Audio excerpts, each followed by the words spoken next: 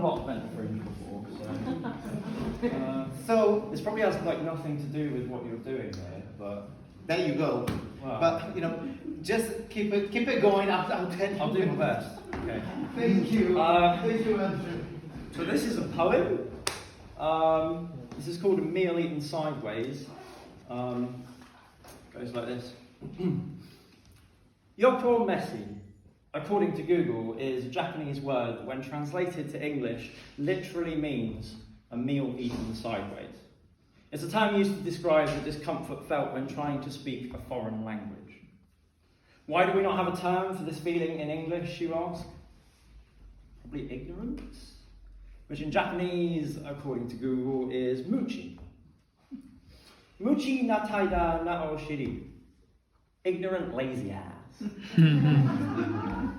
It's become such an expectation that the world speaks our native language that when we visit different countries, they actually apologise for not being able to speak English very well. How mad is that? Surely we should be apologising that the only phrase most of us bother to learn before visiting is "Iaigo hanasemasu ka?" Do you speak English? Yeah. And actually, that phrase in itself is flawed. What you actually want to say has more nuance than that. Iaigo ga hanasemasu ka? Can you speak English? Subtle but significant. If you ask someone, do they speak English, they could just say yes and walk away. Though, being taught Japanese from a sheltered 20-something from the Isle of Wight who looked all of this up online a few weeks before this show is kind of an echo of the problem, I think, isn't it? When the meal is only eaten sideways from one angle, how do you expect the seats to be comfortable or the table to be anything other than askew? Askew is a great word, isn't it? It's naname in Japanese, which can mean slanting or obliqueness. Obliqueness, English noun, meaning the property of being neither parallel nor perpendicular, but at a slanting angle. Well, that doesn't make it sound any more complicated than it is, does it? Thanks, easy to understand English. Big tick on that one. God, I hope these Japanese translations and pronunciations are accurate, otherwise this is going to be a complete and utter mess. Though, I suppose that's what I get for trying to speak foreign phrases on my ignorant English tongue. Wait, no, hang on.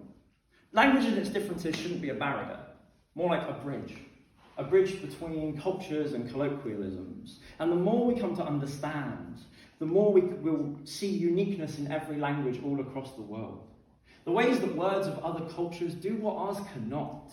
They can describe things so beautifully, so succinctly, capturing feelings that never had meaning before we find it carefully placed in another language. After all, we do see the world in our own unique ways, moulded by eons of history and the voices of those who came before us. But history doesn't have to define us. We don't have to be trapped by the definitions of one single culture. Wabi-sabi, a term that translates not directly into the English language or the Western world very well, but deeply rooted in Japanese culture. Two originally quite bleak terms coming together to form one single positive ideology. Find and embrace beauty in every aspect of imperfection. Usually related to physical landscapes, objects, even people, wabi-sabi could be understood as an appreciation of beauty that is doomed to disappear. How gorgeous is that? Or things that are somehow more beautiful as they age. Though, to many Japanese people, wabi-sabi is not so easily explained. As it's not confined to one simple definition, more it seems a philosophy, a way of life. The word wabi is originally said to have links to loneliness, poverty, sadness, solitude, living alone away from society. Whereas sabi links to cold, poor, or withered, used to describe things deteriorated by time. Now, though, these words have evolved, they've found one another, they've developed new meaning. Wabi today usually refers to a rustic simplicity or understated elegance. Like chips and cracks in a teapot, the unevenness of a ceramic bowl, or a modest, humble human. Sabi today means blossoms of time, or finding beauty in old, aged things. Seeing beauty and character in the history caused by change.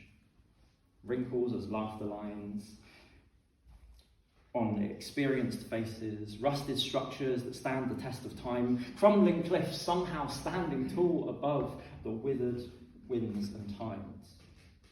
Together, wabi-sabi means tranquility, acceptance and embracing, enduring and so full of character, simple and impermanent, but so damn beautiful as a result.